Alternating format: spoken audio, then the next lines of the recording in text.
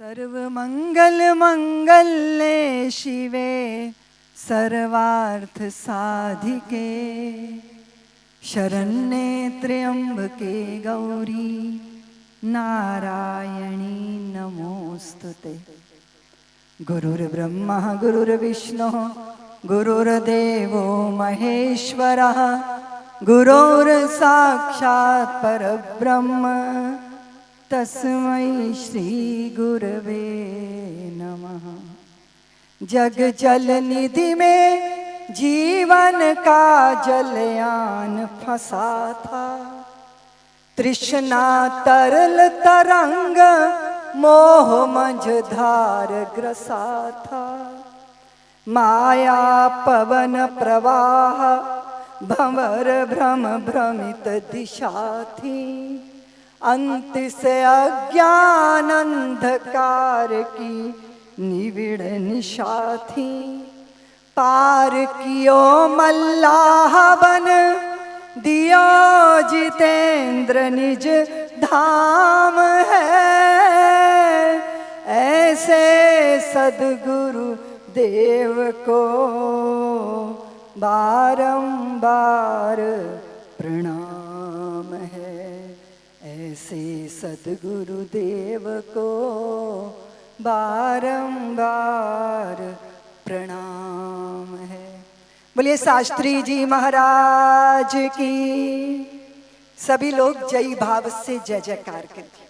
बोलिए भारत माता की, अखंड भारत की, शास्त्री जी महाराज की, पूज्या गादी वाले महाराज श्री की, आज के आनंद की, अमृत महोत्सव की, समस्त मातृशक्ति की, समस्त साध्वी गण की।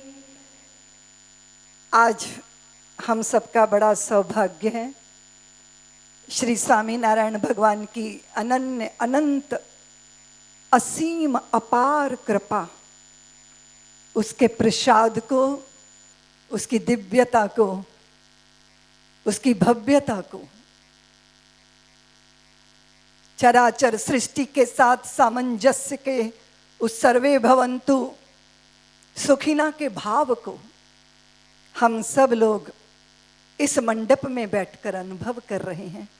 अनुभव कर रहे हैं कि कैसे श्री स्वामी नारायण भगवान की करुणा कृपा के प्रसाद स्वरूप शास्त्री जी महाराज के हृदय में वो बीज अंकुरित हुआ कि इस देश की आजादी के बाद, स्वातंत्र के बाद भी इस संसार की भारत भूमि की संतानें अगर अज्ञान के अंधकार में ही भटकती रहीं, अगर वो मोह ममता शोक के बंधनों में ही बंधी रहीं, तो स्वतंत्रता के पूरे मायने सार्थक नहीं हो पाएंगे। राजनैतिक आजादी मिली है, लेकिन आजादी तो पूर्ण तब होती है जब हम अपने आंतरिक विकारों के बंधनों से मुक्त होते हैं। सतगुरु अगर अपने शिष्य को कुछ देता है, कुछ देने की चाह रखता है, तो वो आंतरिक स्वतंत्रता देना चाहता है। हम बंधनों में बंधे, विकारों के बंधनों में बंधे, आशा तृष्णा ममता मद मत्सर की बेड़ियों में बंधे, अपने ही मन के कारागार में बंद अगर हम मुक्ति का प्रसाद ना पाए, जीवन मुक्ति को अनुभव ना किए, तो फिर आजादी पूर्ण रूप से आजादी नहीं होगी।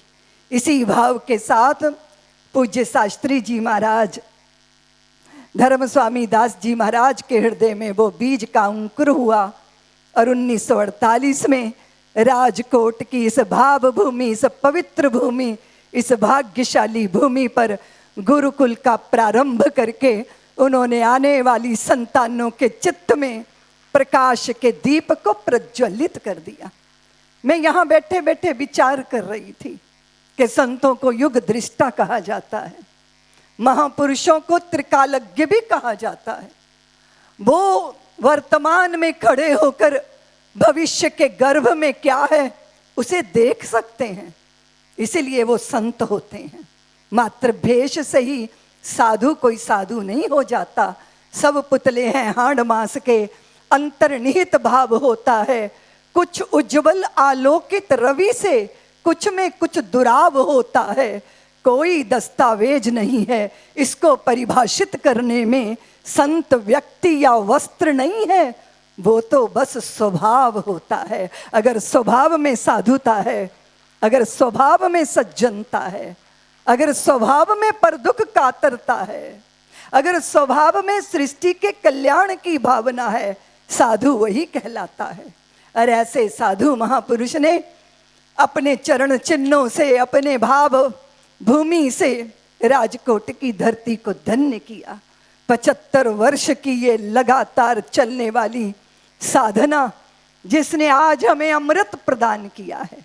भाग्यशाली हैं हम सब, अमृत के संवाहक हैं हम। और याद रखना देवियों, अमृत जिनके पास होता है उन्हें अमृत का पान भी करना होता है, उन्हें अमृत का पान कराना भी होता है, और उन्हें उस अमृत की रक्षा भी करनी होती है। अमृत क्या है इसे समझना बहुत जरूरी है। वो जो मृत नहीं होता, जिसे मारा नहीं जा सकता, जिसे समाप्त नहीं किया जा सकता। काया की माया मिट जाएगी देवियों, ये शरीर नष्ट हो जाता है। पंचभूतों की काया, तेरा हर सुबह बचपन, दोपहर जवानी, शाम को आया बुढ़ापा, प्यारे रात को कथम कहानी। ये तो बहुत छोटी सी कहानी है। क्या है जो नहीं मरता, क्या है जो शाश्वत है, क्या है जो अविनाशी है। अगर उसका परिचय पाना है तो गुरुकुल के आंगनों में बैठना होगा, गुरु की सानिध्य में पगना होगा, मिट्टी का लौंदा बनना होगा। वो कच्ची मिट्टी, वो कच्ची मिट्टी, वो गीली मिट्टी, वो मृदुल मिट्टी, वो कोमल हो गई मिट्टी, लेकिन जब कुम्हार के चाक पे चढ़ती है तो बहुत कष्ट झेलती है। वो कुम्हार उसको बनाता है, उसको थप्पड़ भी मारता है, उसको आकार देने में तपश्चर्या की आग से गुजारता है। तो कुम्हार के चाक पे चढ़ी है ना वो, उसने थोड़ी मिट्टी और ली कुम्हार ने, और फिर उस मिट्टी में मिट्टी मिलाई और फिर कुछ बनाने लग गए कुम्हार। तो मिट्टी ने कहा कि पहले क्या बना रहे थे, अब मुझे क्या बना रहे हो। तो कुम्हार ने कहा कि पहले मैं तुम्हें चिलम बना रहा था।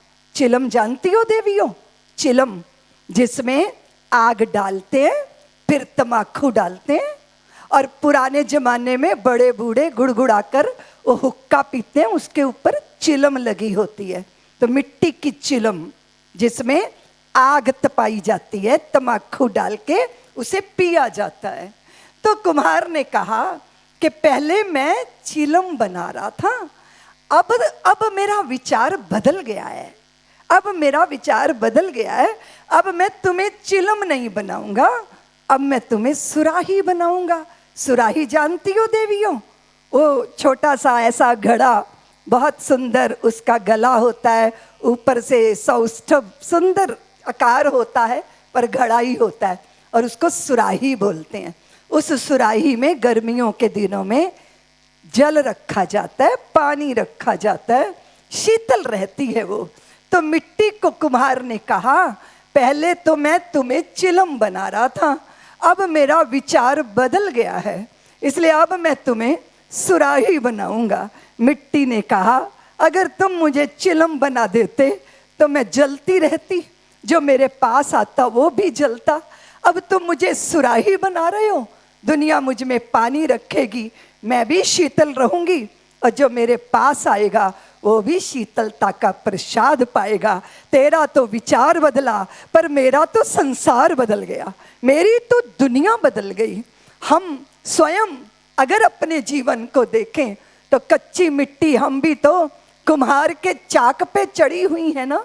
अगर हमने समर्पित कर दिया स्वयं को, तो गुरु हमें वो बनाते हैं जिसमें हमारा अंतर भी शीतल रहता है, हमारे कर्म में भी मधुरता होती है, हमारी वाणी में भी मधुरता होती है, और हमारे कर्तृत्वों में तेज होता है। कहाँ हो सकता है देवियों, कहाँ हो सकता है? ये कॉन्वेंट स्कूलों में नहीं हो सकता, ये पश्चिम के सोच से संभव नहीं है। ये तो गुरु की शरण में, गुरुकुलों की उस पवित्र भूमि पर तैयारी होती है जहाँ करुणा और वीरता दोनों को बच्चे के चित्त में बो दिया जाता है। क्या अद्भुत दृश्य है। मैं साधुवाद देना चाहती हूँ हमारे आदरणीय राकेश जी को, जिन्होंने कहा कि दीदी माँ आप आइए, हमारे गादी वाला महाताश्री का भी दर्शन कीजिए और हमारी सांख्य योगी इतनी साध्वी बहनें, उनके तप का दर्शन कीजिए, फिर आप दर्शन कीजिए। स्वामी नारायण पूज्य शास्त्री जी महाराज, उनकी भावधारा में पगने वाले, पूरे विश्व के अंदर गुरुकुल की वो भावधारा जिसके साथ हमारी संतानें धन्य हो रही हैं। मैं अक्सर कहा करती हूँ देवियों कि हम भारतीयों की संतानें तुलसी के पौधे हैं, और तुलसी के पौधे शराबों की वासना की शराबों से नहीं, वो तो संस्कारों के गंगा जल से ही सींचे जाने चाहिए। और संस्कार जब बच्चे को प्राप्त होता है, वो धरती को धन्य करता है, परिवार को धन्य करता है, विश्व को धन्य करता है।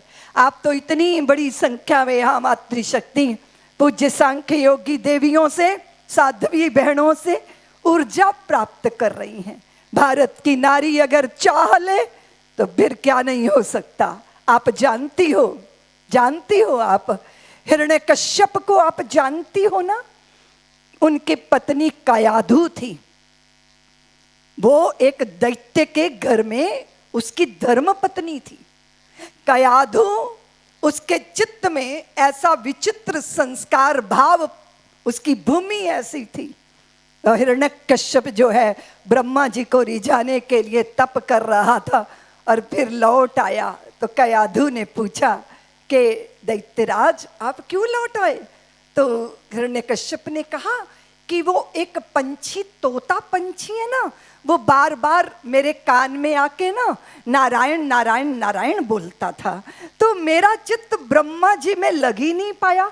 मैंने सोचा अरे ये बार बार मुझे मेरे भाव को, मेरे विचार को, मेरी एक रसता को और ब्रह्मा के प्रति मेरी निष्ठा को ये जो है विचलित कर रहा है, तो मैं वापिस आ गया। कयाधु ने कहा क्या कहा दैत्यराज, वो पंछी क्या बोल रहा था? बोले बताया ना, वो नारायण नारायण नारायण बोल रहा था। तो कयाधु ने भोजन प्रसादी बनाई और रत्न जटित थाल में भोजन लेकर आई और दैत्यराज भोजन करने लगे। कयाधु कहती है कि दैत्यराज वो ना मैं भूल गई, वो पंछी क्या बोलता था? बोले बताया ना कि वो नारायण नारायण नारायण बोलता था। और वो हिरण्यकश्यप भोजन कर रहा है और वो पास बैठकर पंखा करने लगी, विजन झुलाने लगी। फिर बोली दैत्यराज वो ना मैं भूल गई, वो बताओ ना वो पंछी क्या बोलता था? अरे बोला ना, वो नारायण नारायण नारायण बोलता था। नख से शिख तक कयाधु ने श्रृंगार किया और फिर उसके पति देव हिरण्यकश्यप शैया पे गए और वो जाके दैत्यराज के पैरों को सहलाने लगी। अपनी पत्नी को देखा तो हिरण्यकश्यप के चित्त में प्रेम पैदा हुआ। उसने कहा अपनी भुजाएं फैला के आओ कयाधु, मेरी बाहों में बंध जाओ। तो कयाधु ने कहा कि आपकी भुजाओं में बंधना तो मेरा सौभाग्य है दैत्यराज, पर पहले वो तो बताओ कि वो पंछी क्या बोलता था? बोले बताया ना कि वो नारायण नारायण नारायण बोलता था। नारायण का चिंतन करते, नारायण बोलते हुए कयाधु को गर्भाधान हुआ और गर्भ में आ गए भक्तराज प्रहलाद जी महाराज। दैत्यों के कुल में भी भक्तों को जन्म दे सकती है नारी, और अगर नारी ना चाहे तो ऋषि विशर्वा जैसे ऋषि के घर में भी रावण जैसे व्यक्ति का जन्म हो जाता है। इसीलिए जो राक्षसों के घर में भी देवताओं को जन्म दे सकती है, उस नारी की महिमा, उस स्त्री की महिमा भारत की समस्त नारी जाति जानती हैं। आज इतने विशाल स्वरूप में आपका दर्शन करके मेरा चित्त आनंद से भर गया। वर्षों वर्षों वर्षों पहले हम श्री राम जन्मभूमि के आंदोलन में पूरे गुजरात में प्रवास कर रहे थे। बार बार लगता था श्री राम जन्मभूमि पे भव्य मंदिर का निर्माण कैसे होगा, कैसे होगा। चित्त में एक भावना थी, राम जी करा रहे हैं, राम जी का काम है, राम जी के काम में काहे का विराम है। जिंदा रहे तो जग जीवन ललाम है, मर भी गए तो रहने को स्वर्ग धाम है। हमको तो काम बस राम जी के काम से, और राम जी का मंदिर बनेगा धूम धाम से। पूरे गुजरात के एक एक गांव की मिट्टी को माथे पे धारण करने का मुझे अवसर मिला था। मैं वो भाग्यशाली साध्वी हूँ जिसने पूरे गुजरात क्षेत्र की तरुणाई को भी संत महापुरुषों के बीच में बैठकर उनके प्रसाद को भी सबको ग्रहण किया। और आज देखिए, जिस दिन अयोध्या में गुजरात के सुपुत्र नहीं अपितु पूरी हिंदू जाति के सुपुत्र आदरणीय प्रधानमंत्री जी ने अयोध्या में जाके भूमि पूजन किया, तो सारे तीर्थों का तीर्थत्व और सारी पुरियों का जो है वो पवित्रता और सब हिंदुओं के हिंदुत्व को धन्य होने का अवसर मिल गया। ये क्या था देवियों? संकल्प। अगर संकल्प के सामने कोई विकल्प ना हो तो वो संकल्प हमको सिद्धि के द्वार पर खड़ा कर देता है। इसलिए मैं भारत की नारियों से बहुत बड़ी अपेक्षा रखती हूँ। भारत को भारत बनाए रखने में सबसे बड़ी भूमिका अगर होगी तो वो स्वामी नारायण संप्रदाय के इस गुरुकुलों की भूमिका होगी। जब हम दूर दराज, चाहे विदेश की धरती हो और चाहे प्रतिकूलताओं का वातावरण हो, उसके बीच में अपने माथे पर मध्य आज्ञा चक्र पर कुमकुम लगाए हुए, तिलक धारण किए, मैं अपने तरुण भक्त स्वामी नारायण हरि पारायण भक्तों का दर्शन करती हूँ। भगवान के चरणों के प्रति जिनकी निष्ठा है, और पूरे आप आश्चर्य करेंगे, हम अमेरिका गए तो वहाँ पे भी जो गोरे लोग थे ना, वो साधुओं का ये भेष देख के तुरंत हाथ जोड़ के बोलते हैं जय स्वामी नारायण, जय स्वामी नारायण।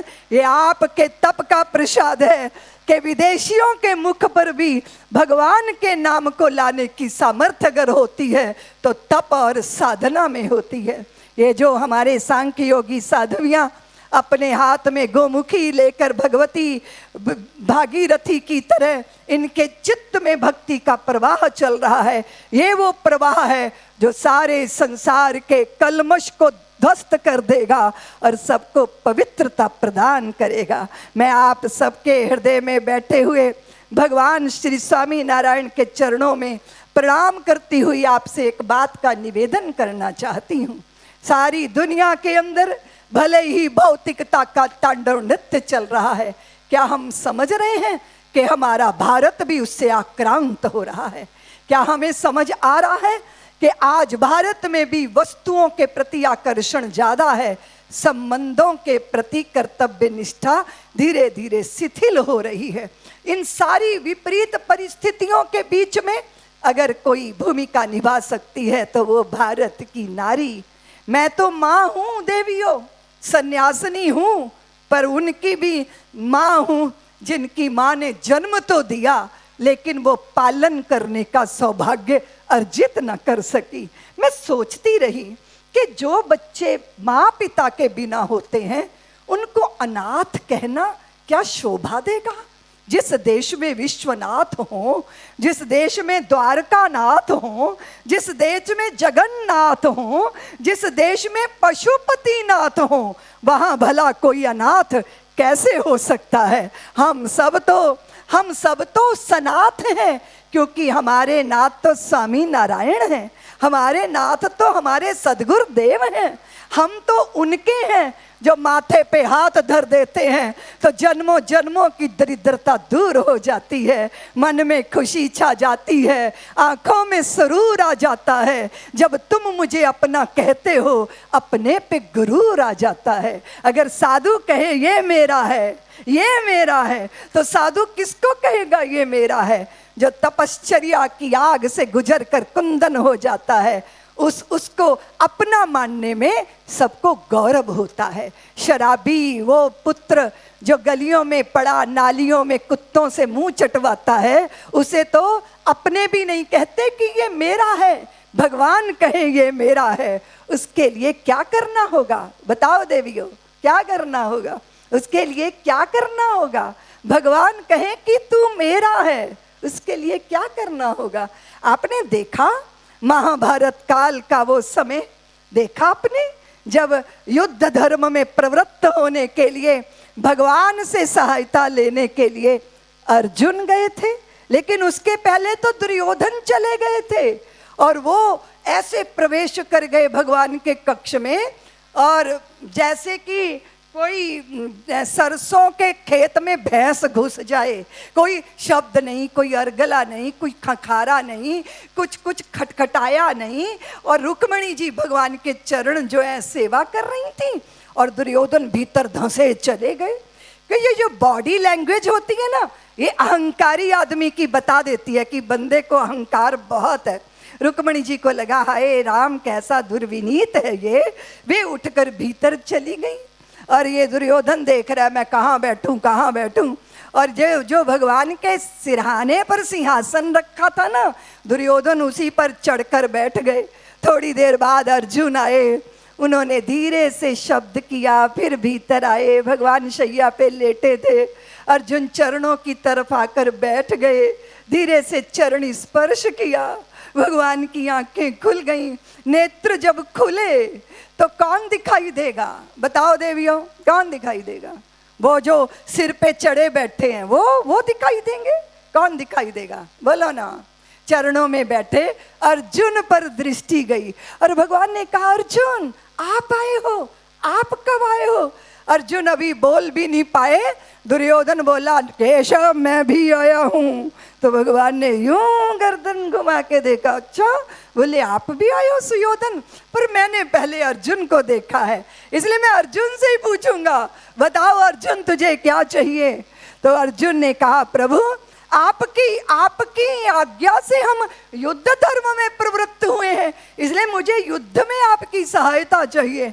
तो भगवान ने कहा सुनो अर्जुन, एक तरफ मेरी नारायणी सेना और एक तरफ मैं शस्त्र नहीं उठाऊंगा, बताओ तुम, चुनो तुम, चुनाव करो तुम, क्या चाहिए तुमको? अब देखो देवियों, वो दुर्योधन का तो दिल धकपक धकपक करने लगा, उसे लगा कि ये कहीं नारायणी सेना न चुन ले, लेकिन अर्जुन की आंखों में क्रोध आ गया, उनके होंठ फड़कने लगे और रोष में आ गए। वो प्रभु से कहते हैं प्रभु आप क्या कहते हो, मैं आप और आपकी नारायणी सेना में चुनाव कर लूं?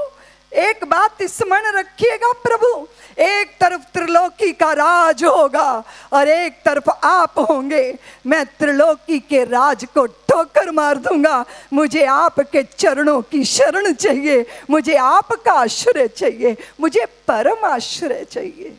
क्या चुना अर्जुन ने देवियों? दुर्योधन भेड़ बकरियों की तरह उस सेना हाँक कर ले गए, नारायणी सेना उसे मिली, पर नारायण अर्जुन को मिले। किसकी करामात थी ये अर्जुन का चुनाव था। आज इस भव्य मंडप में गादी वाली माता श्री के चरणों में बैठे हो, ये आपका चुनाव है, आपने चुना और भगवान ने आपको चुन लिया। और ये जिंदगी हमेशा दोराहे पे खड़ी करती है देवियों, जिंदगी हमेशा दोराहे पे खड़ी करती है। ये चुन लो या ये चुन लो, शुभ चुन लो या अशुभ चुन लो, संसार चुन लो, जगदीश्वर को चुन लो या जगत को चुन लो, आप गालियां चुन लो या गीत चुन लो, जिंदगी हमेशा दोराहे पे खड़ा करती है। देवत्व चुन लो या राक्षसी भाव चुन लो, दैवी वृत्ति बना लो या आसुरी भाव में ग्रसित होकर जीवन को अंधकार में धकेल दो। लेकिन चुनाव तभी कर पाता है श्रेष्ठ व्यक्ति जब उसके पास संस्कार होता है। तो संस्कारों की भावभूमि आप अपनी संतानों की तैयार करें। इसके लिए गुरुकुल की ऐसी महिमा कि मुझे सुनकर इतना आनंद हुआ कि सैकड़ों गुरुकुलों के बीच में अब कन्या गुरुकुल का भी उसका शिला पूजन जब मैं कर रही थी, ये सुनहरी शिला मेरे सम्मुख रखी हैं, अक्षत पुष्प अर्पित करके मैं भगवान स्वामी नारायण के चरणों में प्रार्थना कर रही थी कि प्रभु कृपा कीजिएगा कि भारत की पुत्रियां इस गुरुकुल में मैत्री बनके, गार्गी बनकर, अपाला बनकर, सावित्री बनकर, अनसुईया बनकर भारत भूमि को धन्य करें, कृतार्थ करें। ये गुरुकुल ऐसी बेटियों को तैयार करेगा कि जब वो माता बनेंगी तो उनकी कोख में भगवान स्वयं उतरने के लिए तैयार हो जाएं, वो देवों की जननी बने, वो देवताओं को धरती पे उतारें। ऐसी पुत्रियां इस गुरुकुल में तैयार होकर भारत को धन्य करेंगी। मैं आप सबके पूजित भाव को, दीपित भाव को, आप यज्ञ भी हैं देवियों, आप यज्ञ का फल भी हैं देवियों, आप कर्म हैं, आप सदकर्म हैं, आप संतानों का प्राण भी हैं, संतानों की प्रेरणा भी हैं, और उस प्रेरणा को प्रण बना देने में आप ही सामर्थ्यवान हैं। आप सामर्थ्यवान हैं देवियों, यमराजों का भी मार्ग आप रोकने में सामर्थ्यवान हैं। लोग कहते हैं विश्व की नारी बहुत आजाद है, पर उन्हें नहीं पता कि भारत की नारी जीवन मुक्त होती है। वो पुरुष को बांधना ही नहीं जानती, वो पुरुष को मुक्ति देने का मर्म भी जानती है। जब वासनाओं से व्याकुल होकर तुलसीदास रत्ना के सामने खड़े हो गए थे, तब रत्ना ने देखा था बाढ़ ग्रसित नदी को पार करके आया है, सर्प को रस्सी मानकर ऊपर चढ़कर आया है। इतनी बड़ी सामर्थ्य, तो कह दिया जैसी नियत हराम पर तैसी हरि पर होए, चले जाओ वैकुंठ को बाह न पकड़े कोई। रत्ना ने ऐसी फटकार मारी, विकट कामनाओं से देता हुआ चुनौती चला वियोगी, काम कामना हुई कामनी से निंदित होकर उपयोगी, पा जाती संतोष वासना अगर गले लग जाती रत्ना, तो कैसे होते हुलसी सुत तुलसी तुलसीदास अगर बुझ जाती प्रेम पिपास। वो प्रेम पिपास को बुझाया नहीं रत्ना ने, उसको और अग्नि दे दी। वो प्रेम रति राम रति में बदल गई, और ये रत्ना में ही सामर्थ्य था। आज मैं अपनी कोटि कोटि मातृशक्ति के बीच में बैठ के बहुत गौरव का अनुभव कर रही हूँ। मुझे राकेश जी ने कहा दीदी माँ आप सारी देवियों को संबोधित करेंगी, सांख्य योग्य साध्वियों के दर्शन करेंगी और आपको अच्छा लगेगा। और मैं राकेश भैया को बहुत बहुत धन्यवाद दे रही हूँ कि आज उन्होंने मुझे इस महोत्सव का हिस्सा बनाकर धन्य कर दिया है, कृतार्थ कर दिया है। आप सबको यही निवेदन करती हुई कि प्रेम प्यार के हीरे मोती दोनों हाथ लुटाओ, जिसका पकड़ो हाथ साथियों उसका साथ निभाओ। कौन यहाँ 2 बार मरा है, कौन अमर है बोलो, सच्चाई के लिए मौत से हंस के टकरा जाओ। सूरज का रथ देख रहा है साथी राह तुम्हारी, इस धरती पर नई रोशनी नया सवेरा लाओ। इतना सा है सार ज्ञान का गांठ बांध लो इसको, बात नहीं बनती बातों से करके कुछ दिखलाओ। प्रेम प्यार के हीरे मोती दोनों हाथ लुटाओ। आपने मुझे इतने धैर्य से सुना, उसके लिए कोटिशा धन्यवाद देती हुई मैं सौभाग्यवंता पूज्य गादी वाले महाराज श्री को भी प्रणाम करती हुई, आप सबको प्रणाम करती हुई अपनी वाणी को विराम देती हूँ। जय भारत, जय स्वामी नारायण।